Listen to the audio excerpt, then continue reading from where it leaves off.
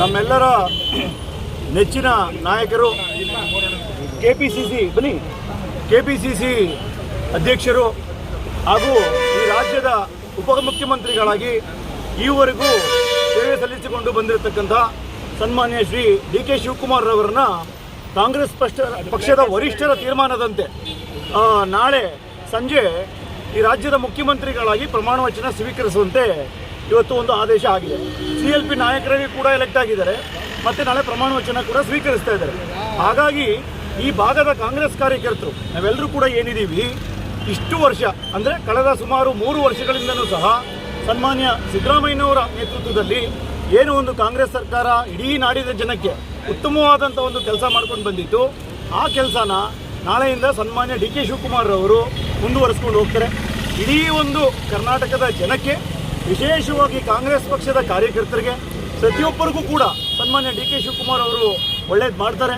ಕರ್ನಾಟಕ ಒಂದು ಹೊಸ ಒಂದು ಪ್ರಗತಿಯ ಒಂದು ದಿಕ್ಕಿನಲ್ಲಿ ನಾಳೆಯಿಂದ ಮೂಡುತ್ತೆ ಅನ್ನತಕ್ಕಂಥ ಒಂದು ವಿಶ್ವಾಸ ನಮ್ಮಲ್ಲಿ ಇದ್ದು, ಜೊತೆಗೆ ನಮ್ಮ ಒಂದು ಕೃಷ್ಣರಾಜ ಕ್ಷೇತ್ರದಲ್ಲಿ ಇವತ್ತು ಎಲ್ಲ ಕಾಂಗ್ರೆಸ್ ಪಕ್ಷದ ಕಾರ್ಯಕರ್ತರು ನಾವೆಲ್ಲ ಒಟ್ಟಾಗಿ ಒಂದಾಗಿ ಇವತ್ತು ಸಿಹಿ ವಿತರಣೆ ಕಾರ್ಯಕ್ರಮ ಕೂಡ ಹಮ್ಮಿಕೊಂಡು ನಡೆಸ್ತಾ ಇದ್ದೀವಿ. CM ತವರು ಕ್ಷೇತ್ರದಲ್ಲಿ ಒಂದಷ್ಟು ಅಸಮಾಧಾನ ಇದೆ, ಯಾಕೆಂದರೆ CM ಅನ್ನು ಇಳಿಸಿದ್ರು ಅಂತ, ಅದು ಹೊಂದಾಣಿಕೆ ಮಾಡ್ಕೊಂಡು ಹೋಗುವಂಥ ವಿಶ್ವಾಸ ಇದೆಯಾ? ನೋಡಿ, ಸನ್ಮಾನ್ಯ ಸಿದ್ದರಾಮಯ್ಯ ಸಾಹೇಬರು ಕಾಂಗ್ರೆಸ್ ಪಕ್ಷಕ್ಕೆ ಬಂದು ಸೇರಿದಂಥ ನಂತರ ಅವರು ಡೆಲ್ಲಿನಲ್ಲಿ ಸೇರೋ ದಿವಸ ನಾನು ಕೂಡ ಇದ್ದೆ ಇವತ್ತು ಡೆಲ್ಲಿನಲ್ಲಿ, ಇನ್ನು ಸಣ್ಣ ಹುಡುಗನ ಯೂತ್ ಕಾಂಗ್ರೆಸ್ನಲ್ಲಿ ಅವಾಗ.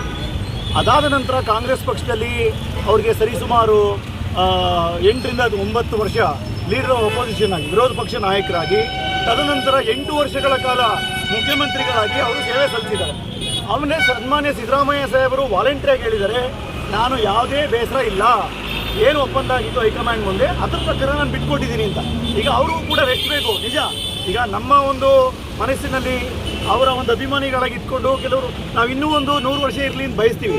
ಆದರೆ ಪ್ರಕೃತಿಗೆ ತಂದೆ ಆದಂಥ ಒಂದು ಸ್ವಭಾವ ಇರುತ್ತೆ, ಅವ್ರಿಗೂ ಕೂಡ ಒಂದು ರೆಸ್ಟ್ ಬೇಕು, ಅವ್ರಿಗೂ ಆದಂಥ ಒಂದು ವೈಯಕ್ತಿಕ ಜೀವನ ಇರುತ್ತೆ ಅಲ್ವೇ. ಹಾಗಾಗಿ ಇವತ್ತು ಡಿ.ಕೆ. ಸಾಹೇಬರಿಗೆ ಆ ಒಂದು ಜವಾಬ್ದಾರಿ ವಹಿಸಿರೋದ್ರಿಂದ ಮುಂದಿನ 2 ವರ್ಷಗಳ ಕಾಲ ಇಡೀ ಕರ್ನಾಟಕಕ್ಕೆ ಸನ್ಮಾನ್ಯ ಡಿ.ಕೆ. ಶಿವಕುಮಾರ್ ಅವರ ನೇತೃತ್ವದಲ್ಲಿ ಒಂದು ಉತ್ತಮವಾದಂಥ ಕೆಲಸ ಮತ್ತು ಪಕ್ಷ ಸಂಘಟನೆ ಕೂಡ ಡಿ.ಕೆ. ಶಿವಕುಮಾರ್ ಅವರು ರಾಜ್ಯಾಧ್ಯಕ್ಷರಾದ ಮೇಲೆ ಇಡೀ ಒಂದು ಕರ್ನಾಟಕ ಕಾಂಗ್ರೆಸ್ನಲ್ಲೇ ಒಂದು ಸಂಚಲನ ಮೂಡಿಸಿದ್ದು ನಾವೆಲ್ಲರೂ ಕೂಡ ನೋಡಿದ್ದೀವಿ.